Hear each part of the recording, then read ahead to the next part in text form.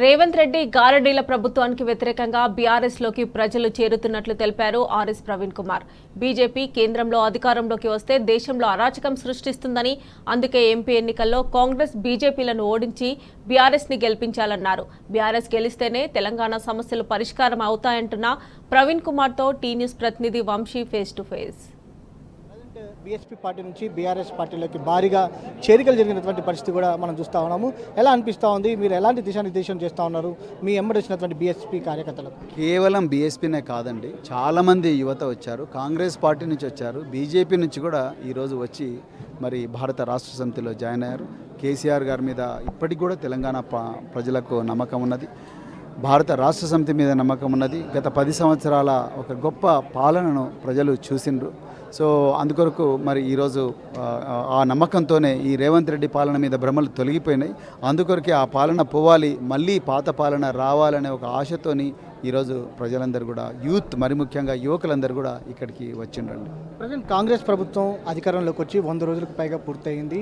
December 9వ తారీఖున రైతు రుణమాఫీ చేస్తామని చెప్పినటువంటి కాంగ్రెస్ ప్రభుత్వం ప్రజెంట్ ఈ రోజు చూస్తే మాత్రం బ్యాంకుల నుంచి రైతులకు నోటీసులు వెళ్తున్నటువంటి పరిస్థితి కూడా మనం చూస్తున్నాం. దీనికి సంబంధించి మీరేమంటారు?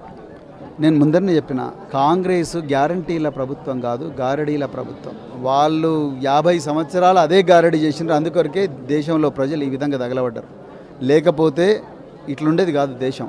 ఇవాళ తెలంగాణలో వాళ్ళ అధికారం వచ్చింది కూడా ఆ 6 గ్యారంటీల గారడీతోనే వచ్చిండ్రు. ఏ గ్యారంటీ ఫుల్ఫిల్ చేసిండ్రండి వాళ్ళు? ఒక మహిళలకు బస్సు సౌకర్యం ఫ్రీగా ఇవ్వడం తప్ప ఏం చేసిండ్రు? గ్యాస్ రేటు తగ్గించిండ్రా? గ్యాస్ సిలిండర్ రేటు తగ్గించిండ్రా? మహిళలకు 2500 భృతి ఇచ్చిండ్రా? లేకపోతే పింఛను 4500 చేసిండ్రా? లేకపోతే రైతన్నలకు 15,000 భరోసా ఇచ్చిండ్రా? లేకపోతే 24 గంటల కరెంట్ ఇచ్చిండ్రా? లేకపోతే నీటి సౌకర్యం ఇచ్చిండ్రా? ఏమీ ఇవ్వలేదు. ఏమిచ్చిండ్రు? వాళ్ళు విద్యార్థి భరోసా అన్నారు. ఎక్కడుంది విద్యార్థి భరోసా? గగ్గోలు పెడుతున్నారు విద్యార్థులు, సస్తున్నారు ఆత్మహత్యలు పెట్టుకుంటా. అమెరికాలో, లండన్లో ఉన్న విద్యార్థులు, గిరిజన విద్యార్థులు అయితే ఘోరంగా ఏడుస్తూ ఉన్నారు, మాకు ఎవరు కూడా స్కాలర్షిప్ ఇస్తలేరని.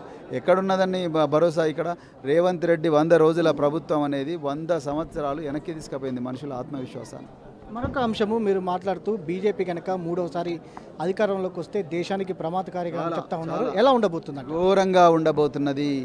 సమాజం నాశనం కాబోతున్నది, స్వేచ్ఛ పోబోతున్నది, సౌభ్రాతృత్వం పోబోతున్నది, జీవించకు పూర్తిగా నాశనం కాబోతూ ఉన్నది. నీకు తినే తిండి మీద నీకు స్వేచ్ఛ ఉండదు, వేసుకునే బట్టల మీద స్వేచ్ఛ ఉండదు, ప్రార్థించే దేవుడి మీద కూడా స్వేచ్ఛ ఉండదు, మతపరమైన స్వేచ్ఛ ఉండదు, విద్యాపరమైన స్వేచ్ఛ ఉండదు, నువ్వు ఏం పుస్తకాలు చదవాలి, ఆ పుస్తకాల్లో ఏం సిలబస్ ఉండాలనే దాని మీద నీకు స్వేచ్ఛ ఉండదు, దేని మీద కూడా స్వేచ్ఛ ఉండదు. ఆ బాబాసాహెబ్ అంబేద్కర్ గారు రాసిన రాజ్యాంగం ఇచ్చిన ప్రాథమిక హక్కులన్నీ కూడా పూర్తిగా నాశనం కాబోతున్నాయి. అందుకొరకే నేను రాష్ట్ర ప్రజలకు చేతులు జోడించి పెడుతున్నా. ఈ పెను ప్రమాదం మన ముందర, మన గుమ్మం దగ్గరికి వచ్చింది మిత్రులారా. చాలా దౌర్జన్యం జరగబోతూ ఉన్నది, చాలా ఉపద్రవం రాబోతూ ఉన్నది దేశంలో. వాళ్ళు ఏమంటున్నారు? మాకు 400 సీట్లు ఇవ్వండి, మీకు రాజ్యాంగం మారుస్తాం. 400 కాదు, 40 సీట్లు కూడా బీజేపీకి ఇవ్వకూడదని నేను దేశ ప్రజలందరినీ కూడా రిక్వెస్ట్ చేస్తున్నాను. పార్లమెంట్ ఎన్నికలు రానున్నాయి, ప్రచార సరళి ఎలా ఉండబోతుంది? మీది నాగర్ కర్నూలులో ఎలా ఉండబోతుంది? మేము ప్రజల మధ్యలో ఉండబోతున్నాం. ప్రజలు ఎక్కడ సమస్యలు ఉంటే అక్కడ పోబోతున్నాం. ప్రజలకు తీవ్రంగా వేధిస్తున్న సమస్యలు ఏమున్నాయి, ఆ సమస్యల గురించి వాయిస్ ఇవ్వబోతున్నాం. మరి అక్కడ ఉండే స్థానిక ప్రజాప్రతినిధుల సహకారంతో మరి సర్పంచులు కానీ, లేకపోతే ఎంపీటీసీలు కానీ, మున్సిపల్ కౌన్సిలర్లు కానీ, అదేవిధంగా ఎమ్మెల్యేలు కానీ, ఎక్స్ఎమ్మెల్యేలు కానీ, వాళ్ళందరి సహకారంతో మరి వాళ్ళ ప్రజల సమస్యలు తెలుసుకొని ఆ ప్రజల గొంతుకగా, ప్రజాప్రతినిధుల గొంతుకగా పార్లమెంటులో నేను గలమెత్తుతాను, ఎప్పుడు కూడా మీకు కట్టుబడి ఉంటాను, విధేయునిగా ఉంటానని చెప్పే విధంగా నేను కార్నర్ మీటింగులు పెట్టబోతున్నాం. వాళ్ళ ప్రజాప్రతినిధుల సహకారం తీసుకొని అలంపూర్ నుంచి అచ్చంపేట దాకా, కడతాల నుంచి మరి కొల్లాపూర్ దాకా పెద్ద ఎత్తున కూడా గ్రామాన మీటింగులు పెట్టబోతా ఉన్నాం. అదేవిధంగా ప్రజల సమస్యల మీద పోరాడబోతున్నాం. అదేవిధంగా మరి ప్రధాన మీడియా, సోషల్ మీడియా, ఎన్నిటి వేదికల ద్వారా మా మనసులో ఏమంతా చెప్పబోతున్నాం.